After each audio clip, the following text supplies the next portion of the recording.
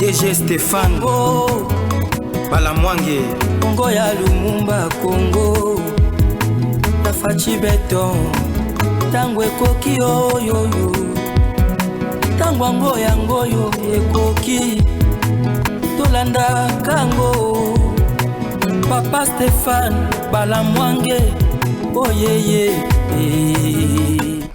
Messieurs, dames, bonjour. Vous êtes sur Tango Koki RDC, votre chaîne. Nous sommes les infatigables serviteurs Yambo Cannabis. Service Yako Sala Mboka eze belé. Mais biso topona ko la kisabino mayemali ko tambola na mayemali ko tambola te. Le président Tshisekedi a kasoumbale sa carton plein, il a giflé Katumbi à la maison. Donc Fachi vient de gifler Katumbi à la maison. J'ai les images quand on a dit ça sur la Kisabino Yangwan. Yangwan, t'as la plein na Kasumbales. Dans le but plein na Kasumbales. Fachi mon quoi dans le but mais je ne m'attendais pas que beaucoup ya Yamanga et belé boui. Plein na Kasumbales.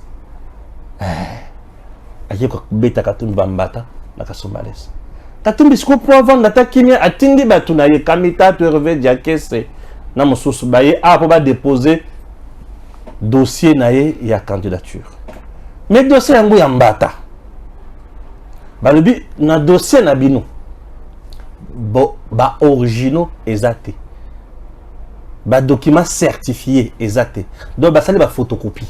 Ba nango. Ba bangi nini. Je me demande déjà pour un candidat président de la République avec des gens intelligents comme des Kamitatou, Hervé Diakès qui vous parle français correctement, Nakoyeba Mwamingi. On croyait qu'il y a une société civile Nzoka avec Pipio Yakatumbi. Il y a pas posté là, à la présidente Seni. Eh, il y a un show là, banda ko lela mengi. Bazaki na kuna bango mais nya tonyati. Chers compatriotes, la candidature de Katumbi aujourd'hui n'a pas été réceptionnée. Mauvais départ. En dehors de ça, tu as un dossier belé.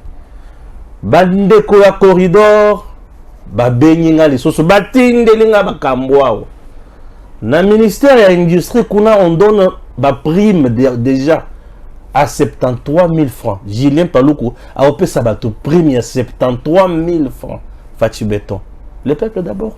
Yango na Julien Paluku 73 000 francs. Na ba précision makambwao est belé.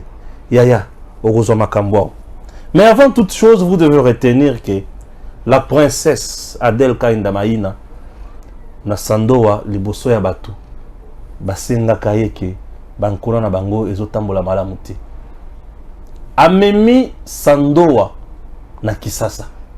Ça veut dire quoi? Délégation yauti na Sandoa, oyo princesse la kaka bango que, na komabino na Kisasa, beaucoup talana bakonzi, dans un département, un secteur différent pour résoudre un problème.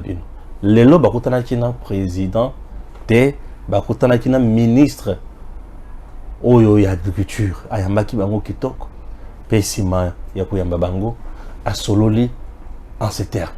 D'abord, je voudrais remercier Madame la ministre d'État, ministre de portefeuille, Madame Adel Kainda, ministre du portefeuille, pour cette visite ce matin avec les jeunes, toutes tendances confondues, non pas seulement les jeunes, mais tous les territoires de Sandoa, qui est venu nous visiter dans le cadre de notre ministère de l'Agriculture. Le ministère de l'Agriculture a comme objectif de soutenir la production locale de la République du Congo. La production locale, ça veut dire qu'il faudrait qu'il y ait la sécurité alimentaire et nutritionnelle. C'est dans ce cadre-là que nous avons eu l'honneur d'être visités par cette jeunesse forte de Sandoa, avec la ministre d'État, Madame Adel Kainda, qui est une femme dynamique. Et nous avons voulu leur donner l'audience pour discuter comment est-ce que le territoire de Sandoa peut arriver avec la jeunesse, avec cette population, à soutenir la production locale. Et de nos entretiens qu'on a eus, on a constaté qu'il faudrait que d'abord que les jeunes puissent s'organiser dans des coopératives. À ce moment-là, non seulement l'État congolais, dans le cadre des subventions économiques agricoles, va leur donner des subventions, mais également les projets PEJAB, qui est un projet agricole de la jeunesse, peut aussi les soutenir en les encadrant dans les coopératives. Donc, des retombées de ce que nous avons eu comme réunion, j'ai accompagné les deux présidents qui gèrent les coopératives respectives, c'est qu'on va directement leur octroyer un arrêté ministériel qui reconnaîtra leur existence en tant que coopérative, mais également pour l'existant de ce qu'ils font maintenant, on va leur donner un matériel aratoire, tout ce qu'il y a comme intrant, en termes de matériel, et même les semences, et même pour d'abord appuyer ce qu'ils font actuellement. L'objectif que nous avons, c'est que le président de la République voudrait, dans l'agenda de transformation agricole, c'est de sortir la population paysanne d'une classe de pauvreté vers l'agro-business. Il n'y a que l'agro-business qui peut arriver à développer l'agriculture. Mais dans un écosystème qui tourne autour de l'agro-business, tous les intervenants possibles, capables de sortir la population de la pauvreté vers une richesse capable de développer là. Et nous avons instruit avec les coordonnateurs du PEJAB qu'une formation se fasse. D'abord, si c'est qu'ils ont, on va pouvoir apprécier, ils ont des projets qu'ils ont amenés dans le cadre de leurs coopératives respectives. On va voir ce qu'ils ont, on va améliorer pour qu'ils participent directement au financement par PEJAB. Mais les plus existants qui vont demeurer, c'est que la population de Sandoa, la jeunesse, va bénéficier d'une formation par PEJAB pour que les jeunes soient internés, au moins pendant 4 mois, qu'ils soient formés. Et puis, dans une culture de gestion des fonds agricoles, et ils vont pouvoir bénéficier des financements à court terme. Et cette formation-là prendra 4 mois. D'abord à Kamina, là où il y a déjà le centre qui est installé par PEJAB, mais également plus tard à Sandoa, où ils vont pouvoir mettre les centres d'incubation qui permettra à ce que les jeunes de Sandoa puissent être pris en charge. Ici, c'est l'occasion pour moi, je termine par là, de féliciter une telle initiative d'une actrice politique qui a pu comprendre qu'il n'y a que par l'agriculture que le développement de ces pays puisse démarrer. Et cette activité rentre dans la vision du président de la République, Félix-Antoine Tshisekedi, qui voudrait que l'agriculture soit priorité des priorités et qu'il y ait une revanche du sol sur les sous-sols. Merci. Il s'agit de José Mpanda. Joël Kitenge, bonjour.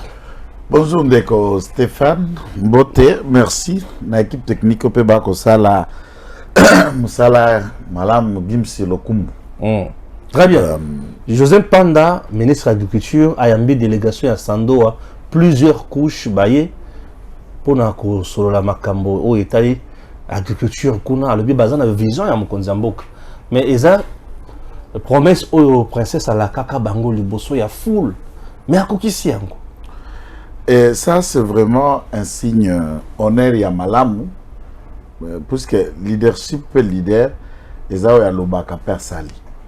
Ils ont à la Kaka, puis à Kokisi. Imagine, parmi cette délégation, Bilengue Abassi, Yamibali, journaliste local, acteur, il y a président du mouvement associatif, il y a jeunes, il y a agriculteurs.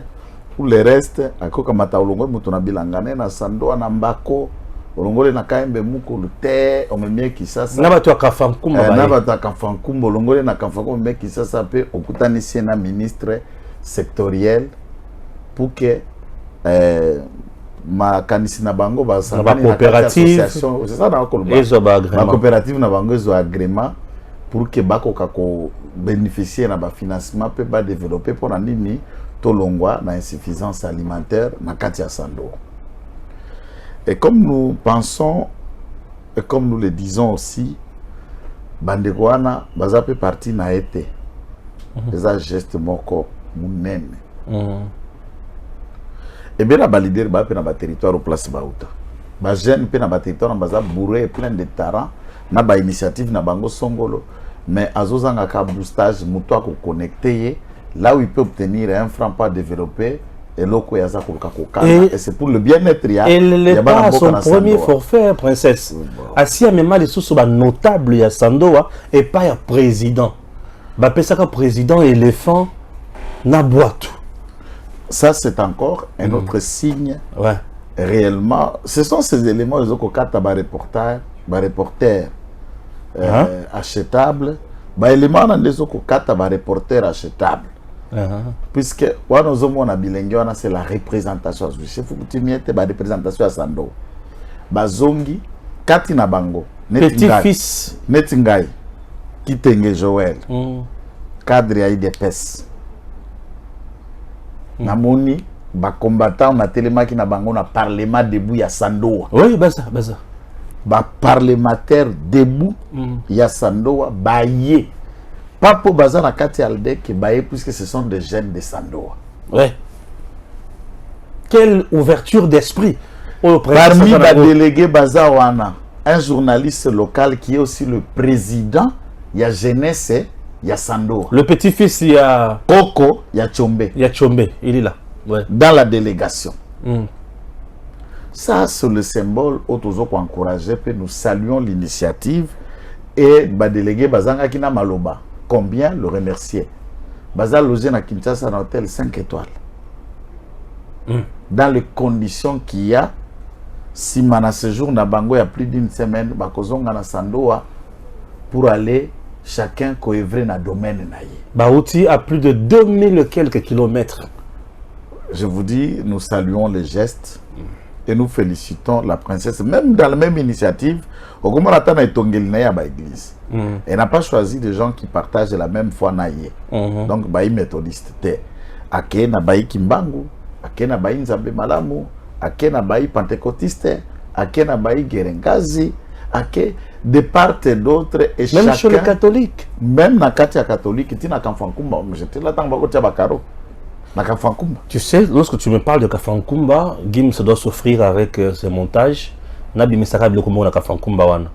Vous savez, na Kafankumba, princesse a sala miracle. Ndengenin. Nanzela, ou tozo ki ne Kafankumba. Tozo na grande chefferie à Sakundundu. Bisika bayamba princesse avec ba honneur ba omona. Full mogo ya kosakanate. Tolongwe Sakundundu. Azuinzela avec des motos, princesse à la moto. Amati moto, butu, ningi batu baomona butu wana. Tokoti siko na Kafankumba mission. Kafankumba mission devant ce public. Abandi koloba. Toujours Fachi beto na monoko na ye. Bongo ya koloba nan. Ye aza motei, mais si j'ai versé na ye kombo nango, Fachi beto. Et Kafankumba wana, le lendemain matin, Nde a qui pas catholique a coutu église catholique au vanda plus de 98 ans babongisi yangote karo yango na zocha pays que bazar préparatif il y a centenaire na bango d'ici une année et demie. Ouais, et anticiper na lipamboli wana ya catholique pona kozongisa bakaro azo changer toiture mobimba il y a paroisse wana qui a 98 ans d'âge. Donc de très très loin à Genaï. Je ne connais pas un Congolais vivant aujourd'hui qui a 98 ans d'âge. Non. Le lendemain, quand cette paroisse est construite, aucun Congolais d'aujourd'hui n'est vivant. Le lendemain, à quel sous pas méthodiste, à 5 km de Kafankumba mission. Et là, à Kouti église, où il y a des méthodistes. Tala mandala là. De place sur ceux qui me voulaient la enoki, et c'est là Mouboulou. Gims, on peut suivre l'image à mandala là.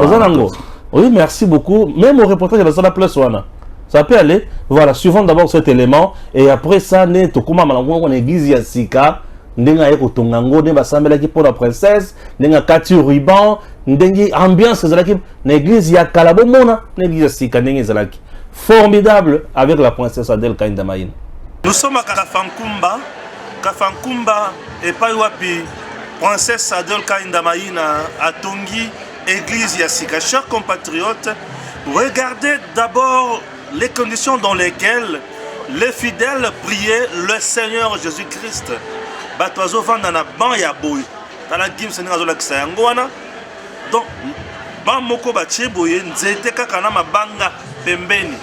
ba maman ba papa ba banda ko sambela na lolenge wana bisika na vandi awa ezali cher est-ce que cher ekokaki kozala boye bisika ko sambela vraiment nzambe elingaki ezala boye botala esika banda koteyela alors princesse atali botala tol likolo donc tol ezali nini tol ezali obo ali komona o anande tol mandalala ce qui veut dire ce qui vula enoki culte sili et batubakei et princesse atali à lobby non on ne prie pas Seigneur Jésus-Christ dans ma condition oyote nzambe ba pesa kae valeur oui mais nakafa kombo c'est prouesse au moni tribune wana place hotel mi place ça na butu wala alobaki alobi yango puse ngai na koma ipenda koyoka kichoko ba juste tango ba koyana vrai mwene mvumbi mwene na koyoka alobi bazo buka tribune wana la tribune ya honneur oyo bongi na Kamfankumba asi abuki tribune pe oyo ya sando mais osuki wana te bongo wenzi wana ya Kamfankumba komba ngo Adel Kainda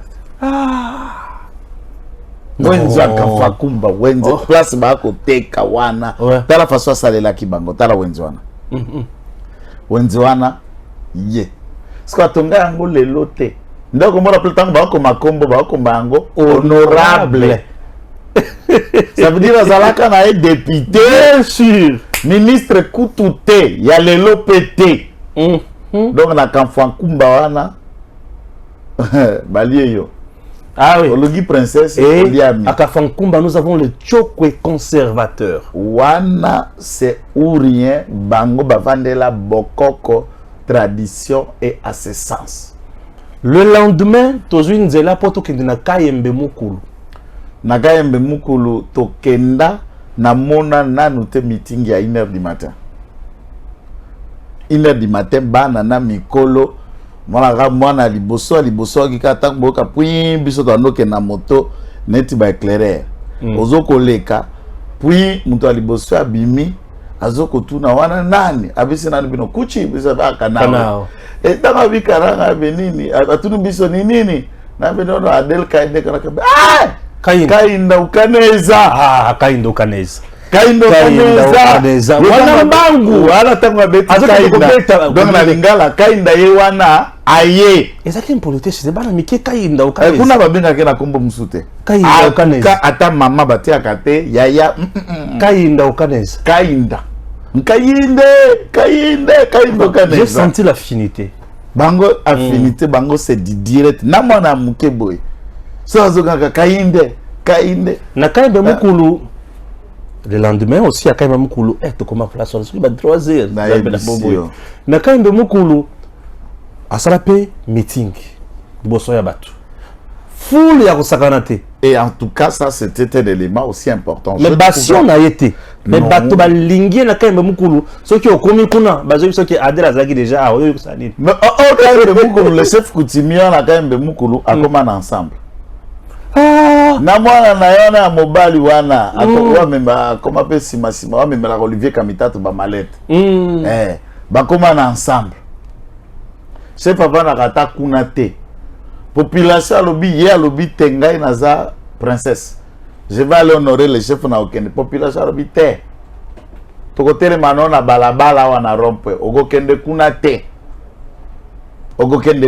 population plein à craquer tokende ko découvrir merveille moko na Kayembe Mukulu mai paysan bis donc d'abord kabako timbis tolera mbisi ko timbis tolera liboki ya mbisi boy 500 francs 500 francs le Congo riche mbisi ya 1000 francs tala sani ya mobisi olobaka pe place wana wa place wana na lobaka et j'ai découvert cette eau et c'est ça l'image. Ah oui, l'image. Bacha image de ngoloba ya batuma mon. Tamola père. Image de Zawana. Chez biso image. Ça c'était un étonnement. Ngana kenda te na banda ozaver. Nous sommes dans les territoires de Sandoa et ici on est dans une grande chefferie. À l'époque, c'était un royaume parmi les ethnies qui composent les différentes ethnies de Lualaba. Et Awa, toza et mabele yaba pimino. Monoko bakolobaka eza ki pimino. Eza pembeni na ki karundi différent na Kichoko. Bazape na Rwanda Bango les a transformés en chefferie. Et tout de suite, awa, moni makolo, ils ont déjà kopolo nazana kati ya rivière qui est semblable à un lac. Oba bengi lac Kies.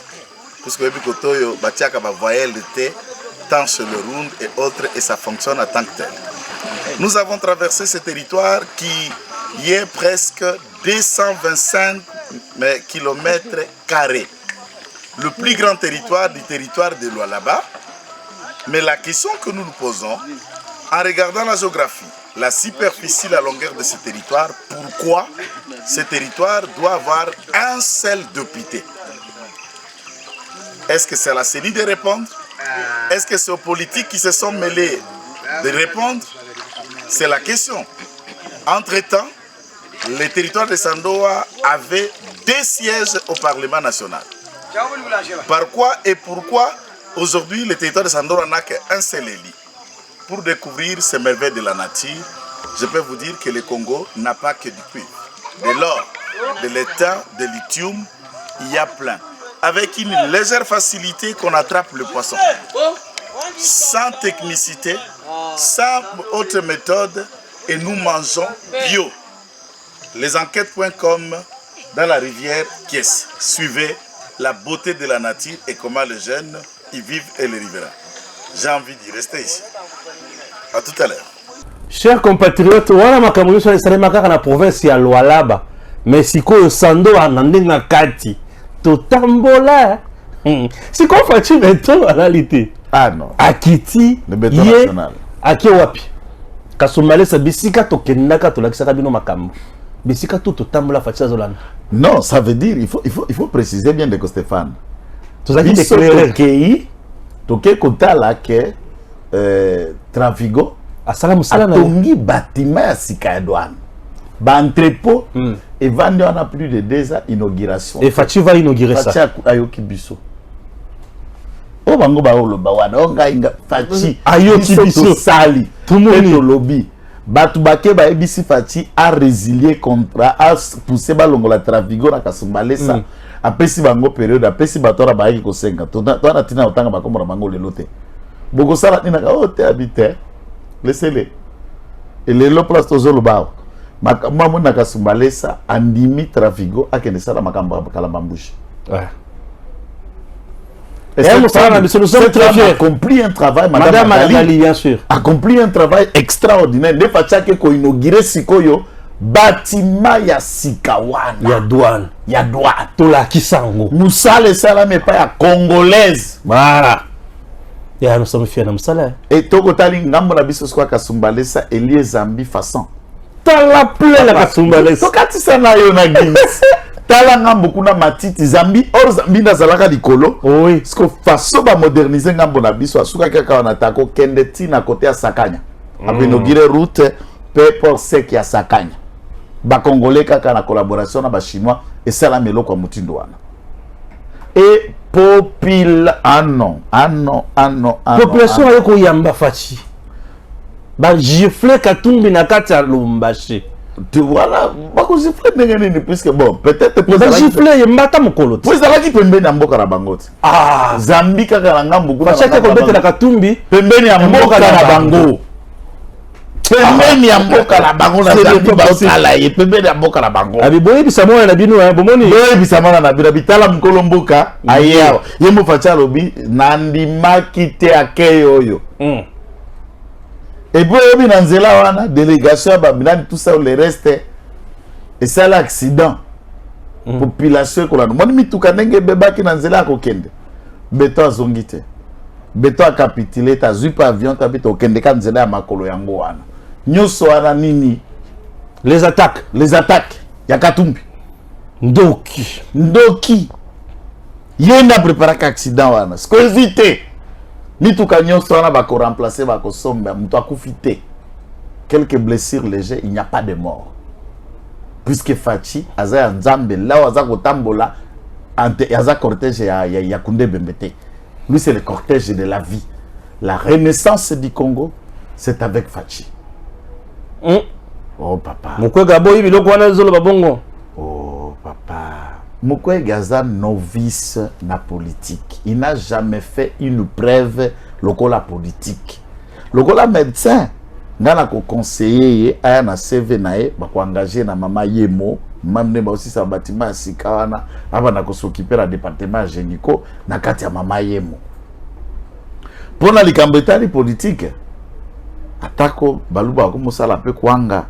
Mena ndimite ke kwanga mulubo kana na muteke. Tamba lwa kwanga tikela muteke. Muluba pe lambe loko ko lamba me fufa mulube leki muteke. Donc mutra mutazane loko ora ko sala kana ndegi na ye. Alors tout le monde veut devenir politicien. Otanga te, oleka na ba de l'école te, oza ni na certificat ni na tanga brevet ya INPP, on a commis politicien. Ah papa, parce que politique yango longo sala ngo na cerveau ni. Longo sala na cerveau ni. On ngai communicateur. Communication ngo longo sala ngo na monoko mboka nini. Fachi Béton a été préparé par Dieu, préparé par son père et la gestion de l'eau. Ba élément et belé le lot échangea. Patin, placebo, elilingia pamba, amateurisme, stage au sommet de l'État.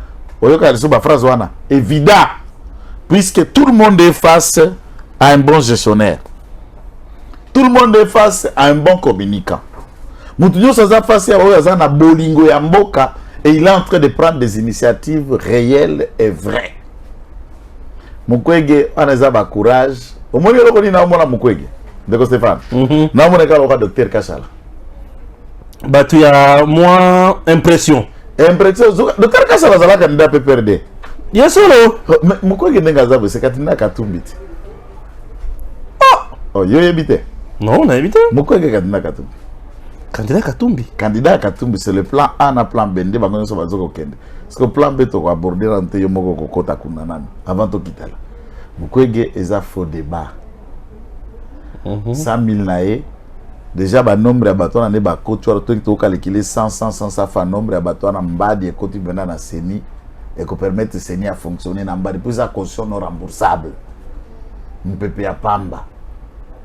Vous imaginez des gens comme professeur Sekemonyo va déposer 100 000 $ pour la candidat président de la République na Ruchuru atika l'attaque au bima chef de quartier te.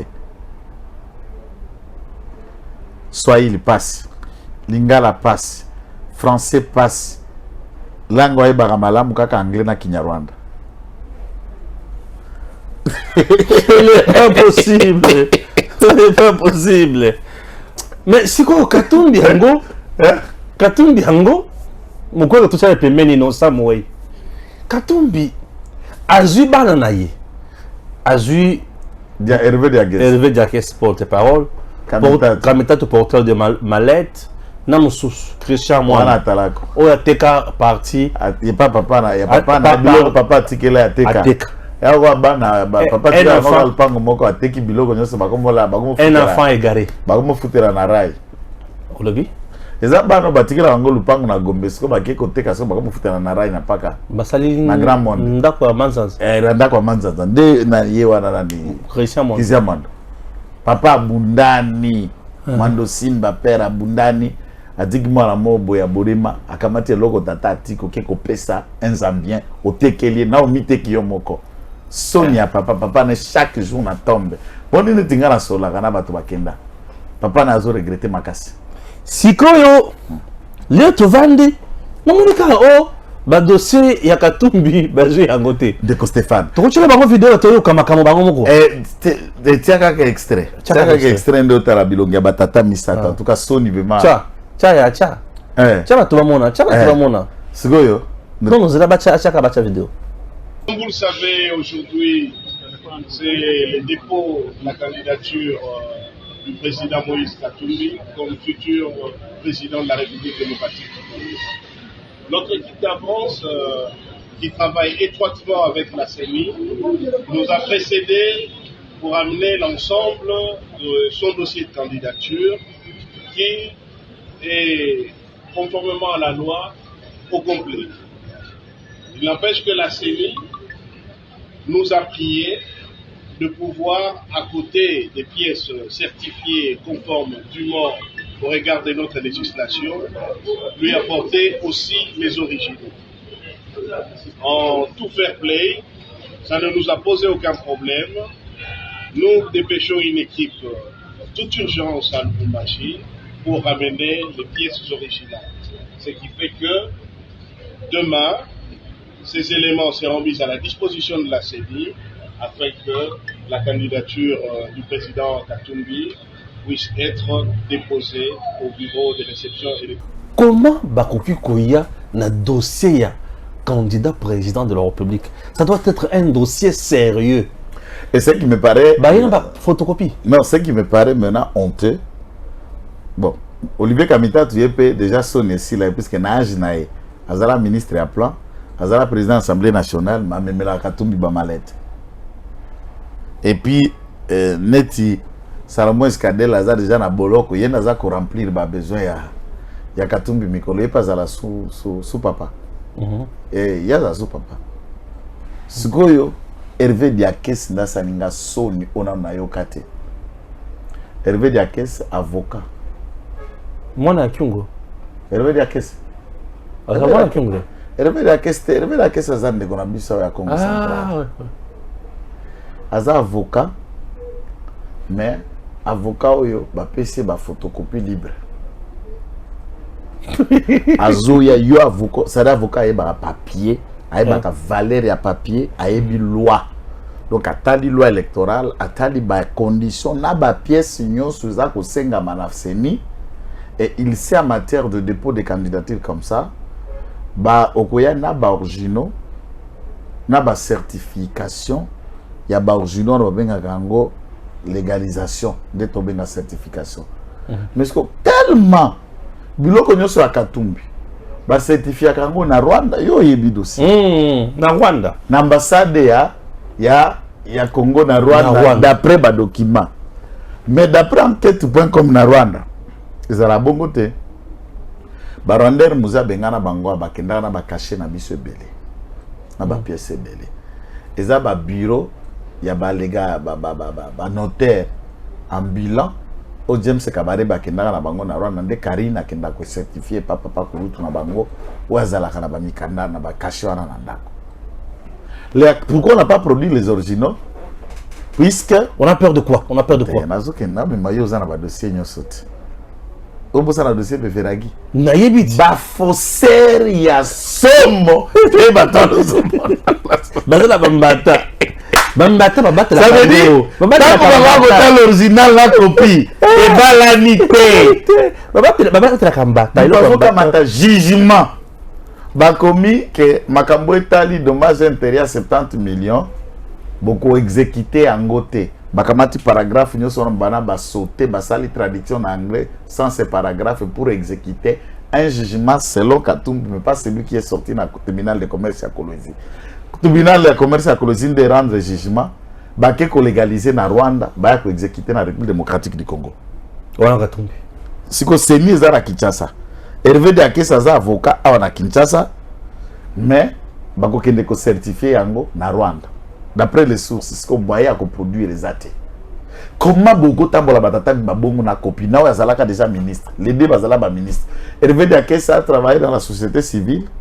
Il était même candidat président à CENI. Liwa. Et Ambongo Sole soutenait Hervé Diakes. Oui, c'était leur plan. Ça boyo kakabiso. C'était leur plan. Boyo kakabiso. Tant que Hervé Diakes lelo kopa CENI et Simbité à s'afficher au grand jour porte-parole et ensemble. Coordonnateur de la CLC à l'Église catholique. Coordonnateur, il y a CLC Église catholique, hors CLC, et la société civile, mais Hervé Diakes à ce jour, porte-parole, il y a parti politique. Maintenant, beaucoup de conclure Bino Moko. Quel est le lien entre CLC, Senko, na ensemble? Naye o Martin Fayola bando sa la déclaration na ya kukumisa Senko kukumisa SCC ayeko comprendre ba dépendant ya Senko eza banane. Est-ce qu'il a compris batando kumisa bazala naye? Voilà pourquoi les gens se battent. Hervé Diakes ça homme honnête mais c'était un acteur politique. Cependant, Hervé Dakesse s'affichait, mais Yakadima, personne n'a réussi à brandir la preuve d'appartenance à Yakadima na IDPS. Ni un élément, ni déclaration, ni phrase, ni carte de membre. Voilà comment est-ce que Bangabado Dabiso. Maintenant, dans l'hypothèse où Hervé Dakesse sera qui président à Séni, tu allais espérer quoi? Zuma Skonde Basakalakana beaucoup. Au moins, ce que Basango Bino Bolandaka Bango, Banganga Nzambe, Ndo Bato Kanyaka. Bachetable. Ils étaient en train de défendre un acteur politique, membre et parti à Moïse Katumbi. Ouais. Quand vous avez commencé, nous, c'est la société civile. Boye Basiko, nous avons des sociétés civiles, nous sommes la CLC. C'est une sous-branche et ensemble coordonné par Hervé Dakesse. Souvent, les journalistes belé comme na bakangi ba journalistes on a kotanga kombote ba journalistes il y a investigation. Ceux qui ont ça la bakangi avocat na ya kanani Hervé Dakesse. Boye bisikoyo appartenance à ba journalistes investigation bazala rattaché na nani. Ah oui. Nakuna ensemble. Bien sûr. Et balobi tozo dépêcher mutu soit que koluka ba journaux ça yo avocat bimina papier en copie libre. Prétendant qu'il y a un candidat, il y a un président d'un parti politique. Mais les signes, il y a Kalmar ne trompe pas. Oui, monstre marron à 1000 têtes. Oui, il y a un pronostic, il y a un match avant. Oui, il y a un pronostic. Mauvais départ. Mauvais départ, je vous dis ça, Libabé. Il est le seul candidat au bas rejeté. Il y a une copie libre. Il y a Djongo.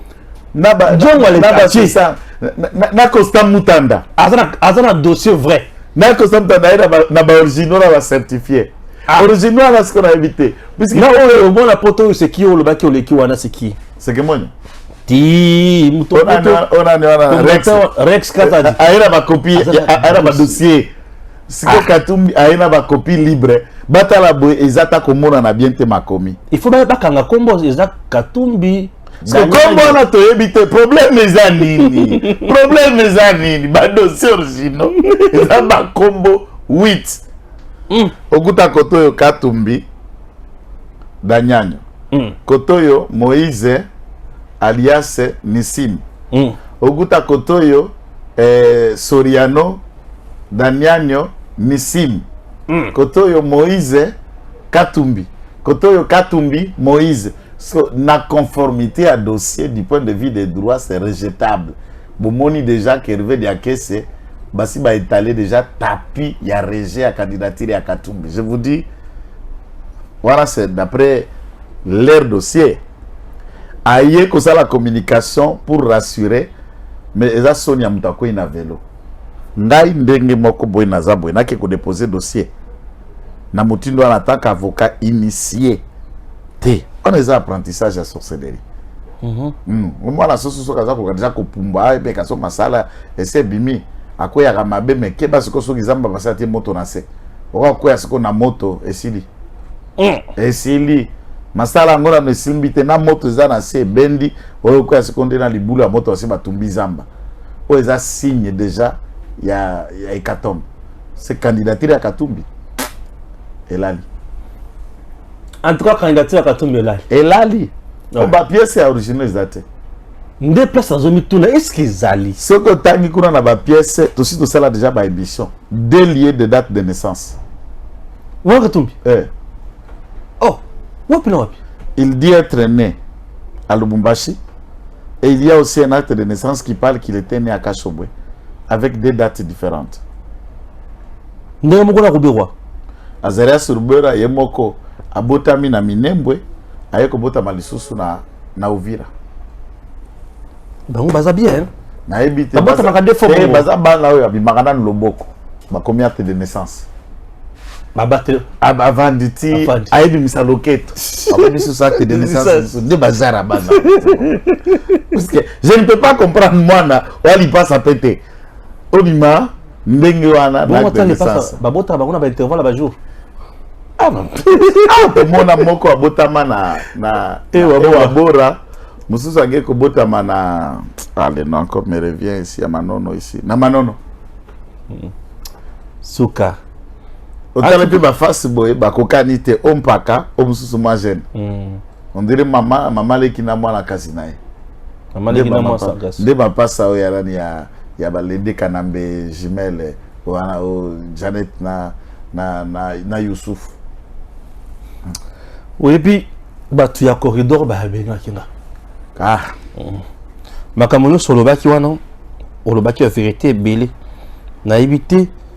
Je me suis rendu compte aujourd'hui que nos émissions que nous tournons, nous soulageons beaucoup de gens. Batu belé bazana ba pasinamité ma. Baza soulagé. Na otaki ko yebisa bino na côté là awa que na ministère de l'industrie et ça na ba gens bazo premier 73 000 francs. 73 000 francs. Hier dans le cadre enquête.com, tu vendras qui dossier il y a corridor. Entreprise il y a l'état et ça kaka na famille mi balé. Na autant la bino makamusus kaka lelo e uti kaka kuna na corridor. Lelo kaka e uti na corridor. Tolobaki soki okina parquet. Tanga papa ngala ba kenda. Kende. Mais biso toza na biloko awo. Tokolakisa na parquet, pe parquet pe ya kotana avant ba condamner biso. Oui hein. Na obanda kutu na ndenga se.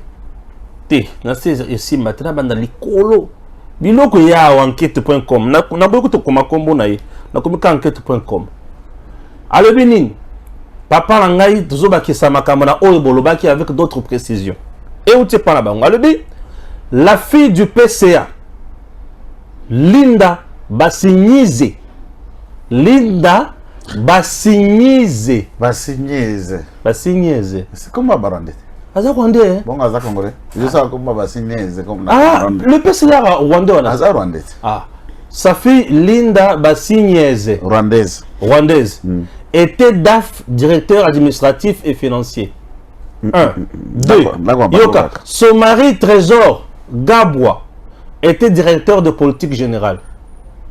C'est Bato Longwaka Mikromi. Voilà. Son fils Riel Bassignize était chef du personnel après mise en place du DG.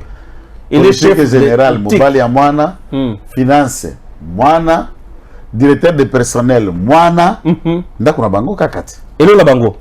Son fils Rollin était chargé de logistique. Rollin Bassignize. Un autre Robin Bassignize. Bassignize, wana Rollin, Robin.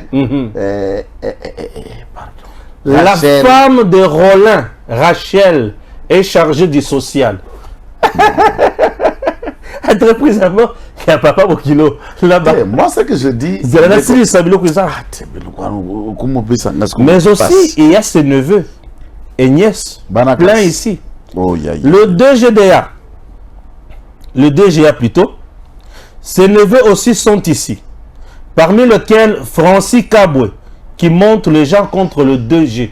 Oh, il y a Kendakapuna, Babengana DG. Voilà, Francis Kabwe, neveu, il y a DGA, l'équipe à mettre Mbouyu. Voilà, Moutouya PPRD. Voilà. Et qui insulte chaque jour le président de la République. Ouais. Lors de la mise en place autorisée par le ministre, Linda n'est plus DAF et le maintenant chef de division. Qu'est-ce? Son père ne supporte pas. Pour Bangote.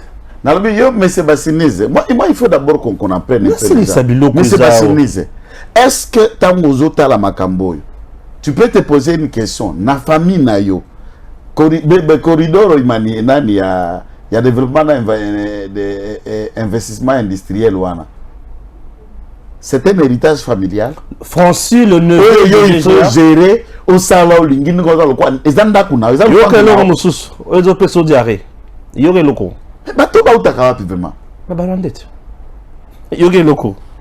Francis, le neveu du DGA, sa maman est présidente au Conseil d'État.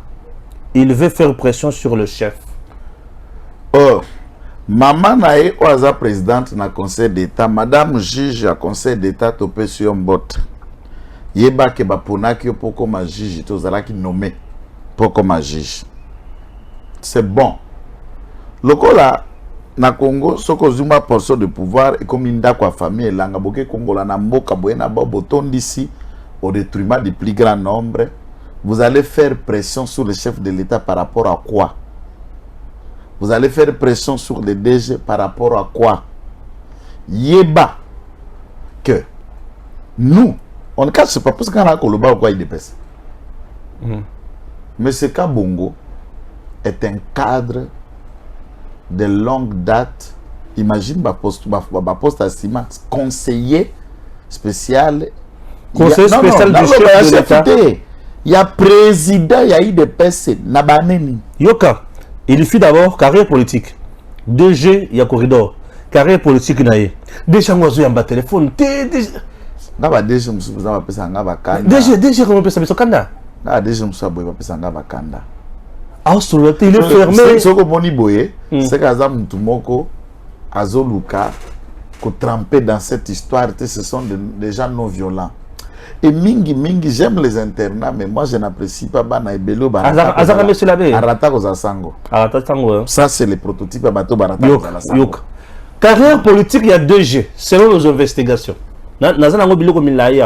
Carrière politique. Mars 2019 à ce jour. Conseil spécial du chef de l'État en matière de lutte contre la pauvreté. 2004 à 2018, conseiller du président de l'UDPS et membre d'honneur de l'UDPS. Depuis 2004 à 2018. 2004-2018, conseiller, c'est-à-dire... Conseiller à Papa Étienne. À côté de l'UDPS. Avant la côté de l'UDPS en 2005. Et membre d'honneur à l'UDPS. Quand on a en 2005, il y a déjà conseiller à président et à parti. Voilà. Et puis, parti, il y a un conseiller président. 2004, il y a un président. Papa Étienne. B50 Congouanzo. Résultat clé. Et Néo, Julien Paloukou, vous affrontez des gens qui ont payé de leur vie. Donc, Julien Paloukou combat un ancien conseiller à Papa Étienne. Membre d'honneur. Au moment où Julien Paloukou a dit Kabila Bazo beta ba Congo. Awa ba mouton noir au baye ko ya tant Félix Tshisekedi comme na pouvoir nan baye de peste. Yoka. Résultat clé, mise sur pied du programme présidentiel accéléré de lutte contre la pauvreté et les inégalités. Pour le premier mandat du président Félix Antoine Tshisekedi Tshilombo. Donc carrière politique de JD Badi Bangaka Bongo et Zamoutuya. Pour la carrière sur le plan international.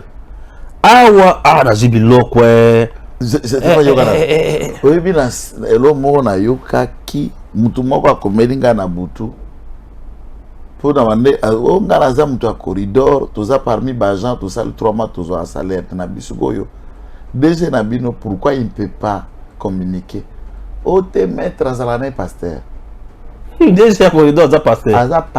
Pasteur pendait à pasteur.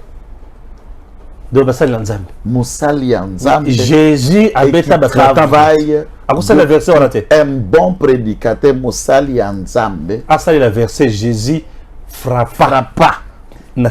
Donc Jésus frappa, Jésus plaira, Jésus mangea, Jésus a conjugué tout le verbe. Il a frappé. Il a mangé. Il a bêta. Jésus répondait aussi aux gens mal. Jésus a traité les gens race de vipères. Qui vous a appris à fuir la colère de Dieu.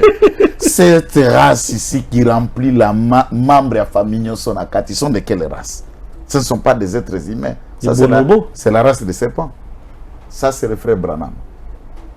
Qui a dit la race du serpent. La sémence du serpent. Sémence du serpent. Il y a Ève. L'ordre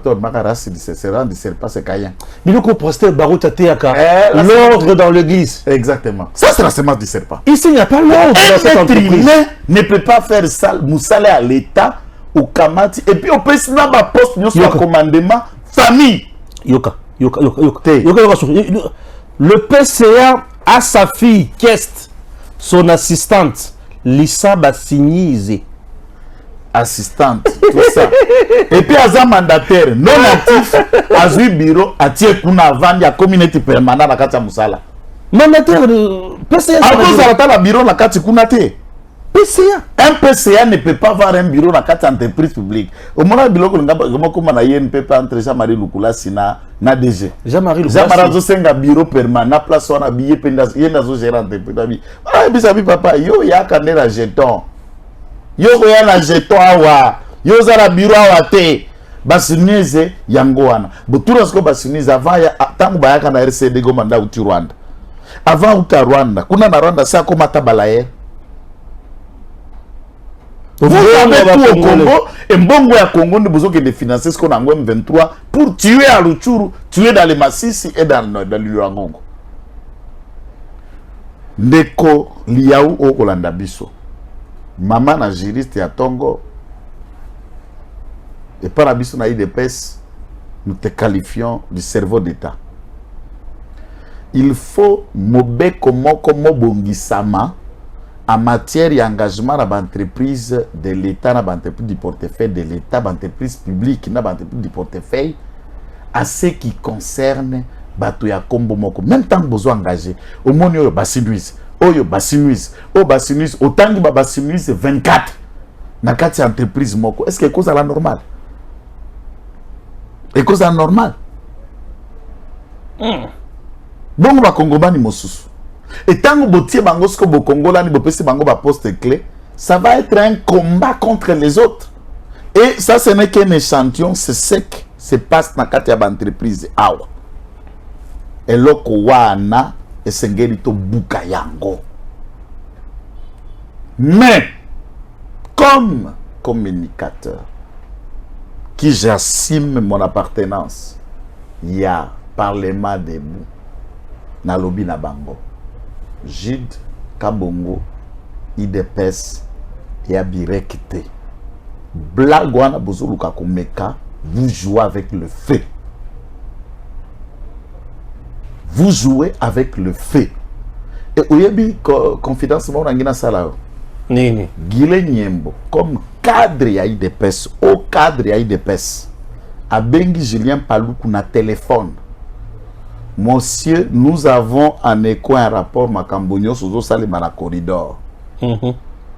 Et dans la gestation, Macambozo Kana pour que on suspende le DG de manière à ce que Batunayo ba kende ko gérer sikoyo pour Bojambongo à campagne. Attention avec ce que tu fais. Julien a semblé nier le fait. Une fois terminé, discussion à directeur de cabinet, chef de l'État. Lobby Nayango a commis na cabinet nae a tindeli a fongo l'action disciplinaire contre le DG. En sabotant même les directeurs de cabinet au nom du président de la République. On a Julien Paloukou. On a Julien Paloukou. Sabotant la parole du président. Ah, tout mon sous-sous. Tout petit blague. Biso na IDPS, faiblesse na biso, c'est quand quelqu'un tente de jouer avec Fachi. En tout cas, ils ont encore le Tchoubimba Diakamoun de l'Enam. Tout celui qui tente de jouer avec Félix Tshisekedi, en tout cas, vous nous trouvez sur votre chemin. Oui, il est gâté. Julien Paloukou se rétracté na Batounaye. Bardero a considéré corridor local bien familial. Bozonga Batou avant que ça frappe très fort et très dur. Paloukou soutient les Rwandais là-bas. Ah, bon, puisque certaines sources parlent... Certaines sources aussi parlent que Paloukou n'est pas 100% congolais. 50-50. Aza 50-50. Maman a une draine congolaise. Oui. Et... Tata. Aza motoso ki amboka nini. Paloukou, Bamukwege. Bangambuguna. Banani... Banani c'est Bahati. Je vous dis, Bataba 50 Banyoko Biso. Bazara ba commerçant. Ba demi Dakar. Ba veste ya pantalon couleur bleu, veste couleur rouge. Banyoko le biso mingi. Pas si mingi puisque bazalaka toujours départagé. Loyauté départagée. Loyauté départagée. Partagée bien sûr. Par maman. Na connaissez pas ya papa Koto. Et ils sont là pour nasali sa papa, nasali sa maman. Et là nous. Nous connaissons tout ça biso makasi hein. Or le ko na soko tangi. Nasali sa côté ya papa, nasali sa côté ya maman pona be mamona mabete. Soko tangi loi ya corridor. Ndenge ba créer yango.